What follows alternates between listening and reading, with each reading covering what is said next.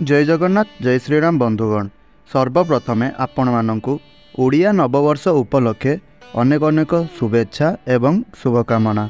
तेबे बंधुगण आजिर एई भिडियो रे आमे किछि एपरि उपाय संपर्क रे आलोचना करिबा कि आपण जेउ उपाय गुडी को जदि पणा संक्रांति दिन करंती तेबे सही उपाय द्वारा आपणंकु भगवान श्री हनुमानंकर कृपा बा आशीर्वाद प्राप्ति हेबा सहित आपणंक गृह रे सुख समृद्धि लगी रही थाए। आउ मध्य आपणंकर थिबा आर्थिक भली समस्या सबुदिन पाई दूर होई थाए। बंधुगण एही महाविषुव संक्रांति बा पणा संक्रांति को मध्य प्रभु हनुमानंकर जयंती रूप में पालन करा जाई थाए। आउ आपण एही दिन प्रभु हनुमानंकर पूजा करी सारिबा परे आपण एही उपाय गुडी को करिबा द्वारा आपणंक घरे सुख समृद्धि लगी रही थाए। एहा सहित आपणंक मनरे जहाँ भी किछि मनस्कामना रही ताहा आपणंकर पूरण होई थाए। आपण माने तो एहा निश्चय जानिथिबे जे प्रभु हनुमानंकु भगवान शिवंकर रुद्र अवतार बोली मध्य कुआ जाई थाए। सेथिपई भगवान अति शीघ्र प्रसन्न होइथांती। हेले बंधुगण आपण माने एही कथार ध्यान रखिबे जे आपण पणा संक्रांति दिन प्रभु हनुमानंक पूजारे आमर प्राचीन कालरू शुद्धतार बड़ महत्व रही आसीअछि। सेथिपई आपण पूजा करिबा समय रे निजकु संपूर्ण शुद्ध रखंतु आउ भगवानंक पाखरे निजकु समर्पित रखंतु। आउ मध्य पूजा समय रे आपण आपणंकर मन भितरे कौनसी प्रकारर खराब भावना रखंतु नाही।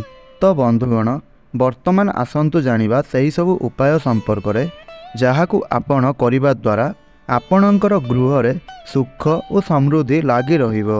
आउ मध्य तंत्र मंत्र आउ आर्थिक अवस्था मध्य बा आर्थिक परिस्थिति मध्य आपणंकर जहाँ भी किछि खराब चलुथला ताहा आपणंकर दूर हेबाकु लागिबो।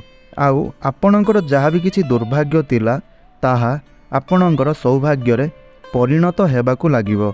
तो सही कारणरू बंधुगण आपण एही भिडियोटी को बिना स्किप न करी शेष पर्यंत एही भिडियोटी को आपण माने संपूर्ण देखंतु। ताहा पूर्वरु जदि आपणंकु एही भिडियोटी भल लगी थाए तेबे आपण माने एही भिडियोटी को लाइक निश्चय करंतु। आउ तळे थिबा कमेंट बॉक्स रे जय हनुमान जय श्रीराम अवश्य लिखंतु। आउ मध्य एही परि जदि आपण माने नुआ नुआ भिडियो देखिबा पई चाहुचंती तेबे हमर एही चैनलटी को सब्सक्राइब निश्चय करिनियंतु।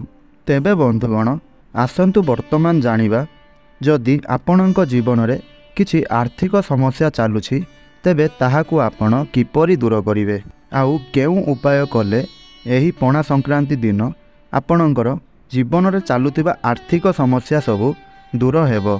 तो बंधुगण आपण हनुमान जयंती बा पणा संक्रांति दिन आपण ब्रह्म मुहूर्तरु उठी स्नान शौच आदि सारी बा आपणंकर दैनंदिन जति सब कार्य अछि ताहा सबु सारी गोटे लाल रंगर वस्त्र परिधान करंतु।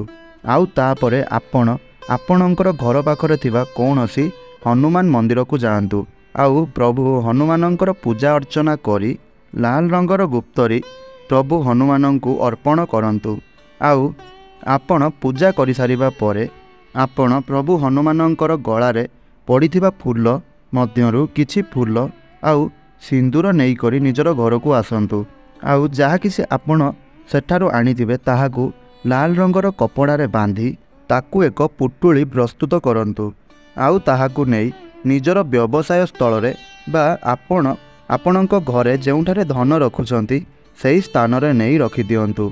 तो बंधुगण आपण एही परि करिबा द्वारा आपणंकर चालुथिबा आर्थिक समस्यार दूर होई जाई थाए। आउ आपणंकर केबे आर्थिक समस्या देखा देई न थाए। वर्तमान जानंतु द्वितीय उपायटी कौन। तो बंधुगण पणा संक्रांति बा हनुमान जयंती दिन सूर्य उदय पूर्वर उठी आपणंकर स्नान एवं दैनंदिन कार्य इत्यादि सबको सारी आपण पूर्ण शुद्ध होई आपण गोटे अस्वस्थ गछर पत्र को आणंतु। जेपरिक सही पत्रटी कौनसी स्थान रे फटा होई नथिबो संपूर्ण स्वच्छ पत्रटीए निजर घर को आणंतु। आउ सही अस्वस्थ पत्र को शुद्ध पानी रे धोई सही पत्र रे केसर चंदन रे प्रभु ଶ୍ରୀରାମଙ୍କର ନାମକୁ ଲେଖନ୍ତୁ। ଆଉ ସେହି ପତ୍ରଟିକୁ ନେଇ ଆପଣ ପ୍ରଭୁ ହନୁମାନଙ୍କର ପୂଜା ସ୍ଥଳରେ ରଖିଦିଅନ୍ତୁ। ତା ପରଦିନ ମାନେ ପଣା ସଂକ୍ରାନ୍ତି ପରଦିନ ହନୁମାନଙ୍କର ପୂଜା ସ୍ଥଳକୁ ଯାଇ ସେହି ପତ୍ରଟିକୁ ଆଣି ନିଜର ପର୍ସରେ ରଖିଦିଅନ୍ତୁ। ଏହିପରି କରିବା ଦ୍ୱାରା ଆପଣଙ୍କର ଧନଜନିତ ସମସ୍ୟା ଯାହା ବି କିଛି ଥିଲା ତାହା ଆପଣଙ୍କର ଦୂର ହୋଇଥାଏ। ଆଉ ଆପଣଙ୍କର କେବେ ବି ଟଙ୍କା ପଇସା ବା ଧନଜନିତ ସମସ୍ୟା ଦେଖାଦେଇ ନଥାଏ। ଏବେ ଆଲୋଚନା କରିବା ତୃତୀୟ ଉପାୟ ସମ୍ପର୍କରେ। ତ ବନ୍ଧୁଗଣ, ଆପଣମାନେ ଏହି ଦିନ ନିଜର ଘରେ ପ୍ରଭୁ ହନୁମାନଙ୍କର ଛୋଟ ମୂର୍ତ୍ତି ବା ପ୍ରତିମା ନିଜର ଘରେ ସ୍ଥାପନ କରନ୍ତୁ। ଆଉ ସେହି ଛୋଟ ପ୍ରତିମାଟି ରୂପାରେ ହୋଇଥିବା ଆବଶ୍ୟକ ବା ପାରଦରେ ହୋଇଥିବା ଆବଶ୍ୟକ। ଏହାକୁ ଆପଣ ହନୁମାନ ଜୟନ୍ତୀ ଦିନ ନିଜର ଘରେ ସ୍ଥାପନ କରିବା ଦ୍ୱାରା ଆପଣଙ୍କୁ ସବୁ କାମରେ ସଫଳତା ମିଳିଥାଏ। ପାରଦରେ ନିର୍ମିତ ପ୍ରଭୁ ହନୁମାନଙ୍କର ମୂର୍ତ୍ତି ଗୃହରେ ରଖିବା ଦ୍ୱାରା ଆପଣଙ୍କ ଘରର ସମସ୍ତ ପ୍ରକାରର ବାସ୍ତୁଦୋଷ ମଧ୍ୟ ଆପଣଙ୍କର ଦୂର ହୋଇଥାଏ। ଆଉ ତାହା ସହିତ ମଧ୍ୟ ଆପଣଙ୍କ ଗୃହର ବାତାବରଣ ମଧ୍ୟ ସମ୍ପୂର୍ଣ୍ଣ ରୂପରେ ଶୁଦ୍ଧ ହୋଇଥାଏ। ଆଉ ମଧ୍ୟ ପ୍ରତିଦିନ ପ୍ରଭୁ ହନୁମାନଙ୍କର ପୂଜା ଅର୍ଚ୍ଚନା କରିବା ଦ୍ୱାରା କୌଣସି ପ୍ରକାରର ତନ୍ତ୍ରମନ୍ତ୍ର ଶକ୍ତିର ପ୍ରଭାବ ଆପଣଙ୍କ ଘର ଉପରେ ପଡ଼ିନଥାଏ। ଆଉ ଯେଉଁ ମୂର୍ତ୍ତିକୁ ଆପଣ ଆପଣଙ୍କର ଘରେ ସ୍ଥାପନ କରିଥିଲେ ସେହି ମୂର୍ତ୍ତିକୁ ପ୍ରତିଦିନ ଆପଣ ପୂଜା କରିବା ଦ୍ୱାରା ଯଦି ଆପଣଙ୍କର କୁଣ୍ଡଳୀରେ ପିତୃଦୋଷ ରହିଥାଏ ସେଥିରୁ ମଧ୍ୟ ଆପଣଙ୍କୁ ମୁକ୍ତି ମିଳିଥାଏ। ଆଉ ମଧ୍ୟ ଆପଣଙ୍କର ଆର୍ଥିକ ସଙ୍କଟ ମଧ୍ୟ ଦୂର ହୋଇଥାଏ।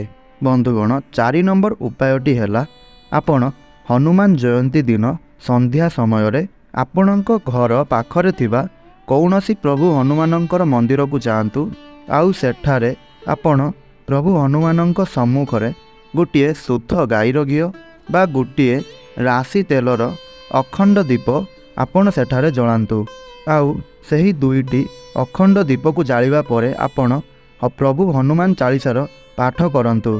ଆଉ ଆପଣମାନେ ଏହି କଥାର ଧ୍ୟାନ ରଖନ୍ତୁ ଯେ ଯଦି ଆପଣ ଆପଣଙ୍କର ଜୀବନରେ ଦୁଃଖ କଷ୍ଟ ଭଳି ସମସ୍ୟାକୁ ଦୂରାଇବା ପାଇଁ ଚାହୁଁଛନ୍ତି ଆଉ ଆପଣ ପ୍ରଭୁ ହନୁମାନଙ୍କର ଆଶୀର୍ବାଦ ବା କୃପା ପ୍ରାପ୍ତ କରିବାକୁ ଚାହୁଁଛନ୍ତି ତେବେ ଆପଣ ହନୁମାନ ଚାଳିଶାର ପାଠ କରନ୍ତୁ। ଏହାକୁ ପାଠ କରିବା ଦ୍ୱାରା ଆପଣଙ୍କୁ ପ୍ରଭୁ ହନୁମାନଙ୍କର କୃପା ପ୍ରାପ୍ତି ହେବା ସହିତ ଆପଣଙ୍କ ଜୀବନରେ ଯାହା ବି କିଛି ଦୁଃଖ କଷ୍ଟ ଇତ୍ୟାଦି ସବୁ ଚାଲୁଅଛି ତାହା ଆପଣଙ୍କର ଦୂର ହୋଇଯିବ। ତେବେ ବନ୍ଧୁଗଣ, ଆପଣ ଏହି ଉପାୟକୁ ନିଶ୍ଚୟ ଭାବରେ କରନ୍ତୁ। ଏହି ଉପାୟକୁ ଆପଣ କରିବା ଦ୍ୱାରା ଆପଣଙ୍କ ଜୀବନରେ ଚାଲୁଥିବା ସମସ୍ତ ସମସ୍ୟା ଦୂର ହୋଇଥାଏ ଏବଂ ଆପଣଙ୍କର ସମସ୍ତ ପ୍ରକାରର ସୁଖ ବୈଭବ ଐଶ୍ୱର୍ଯ୍ୟ ଆପଣଙ୍କର ଗୃହରେ ସବୁଦିନ ପାଇଁ ଲାଗି ରହିଥାଏ।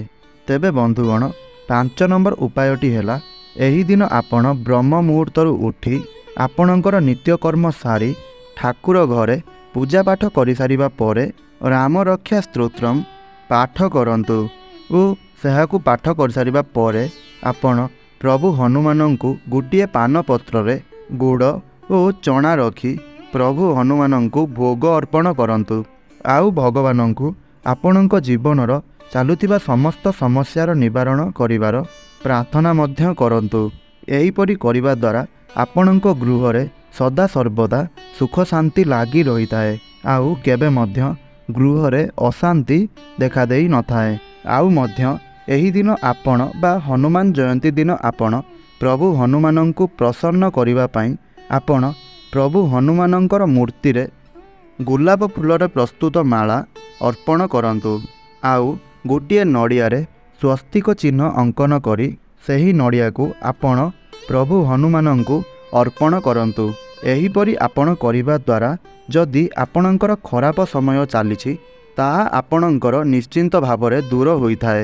ତେବେ ବନ୍ଧୁଗଣ, ଏହା ତ ଥିଲା ହନୁମାନ ଜୟନ୍ତୀ ବା ପଣା ସଂକ୍ରାନ୍ତି ମହାବିଷୁବ ସଂକ୍ରାନ୍ତିକୁ ନେଇ କିଛି ଉପାୟ ଯାହାକୁ ଆପଣ କରି ଆପଣଙ୍କ ଜୀବନରେ ଚାଲୁଥିବା ସମସ୍ୟାକୁ ଦୂର କରିବା ସହିତ ଆପଣଙ୍କ ଜୀବନରେ ଚାଲୁଥିବା ମଧ୍ୟ ଆର୍ଥିକ ସଙ୍କଟକୁ ଆପଣ ଦୂର କରିପାରିବେ। ତେବେ ବନ୍ଧୁଗଣ, ଯଦି ଏହି ଭିଡ଼ିଓଟିକୁ ଆପଣଙ୍କୁ ଭଲ ଲାଗିଥାଏ ତେବେ ଆପଣ ଆମର ଏହି ଭିଡ଼ିଓଟିକୁ ଲାଇକ୍ କରନ୍ତୁ। ଆଉ ତଳେ ଆସୁଥିବା କମେଣ୍ଟ ବକ୍ସରେ जय श्रीराम जय हनुमान अवश्य लिखंतु। आउ एही भिडियोटी को आपण आपणकर सांगसाथी परिवार सदस्य मानक मध्यरे निश्चय शेयर करंतु।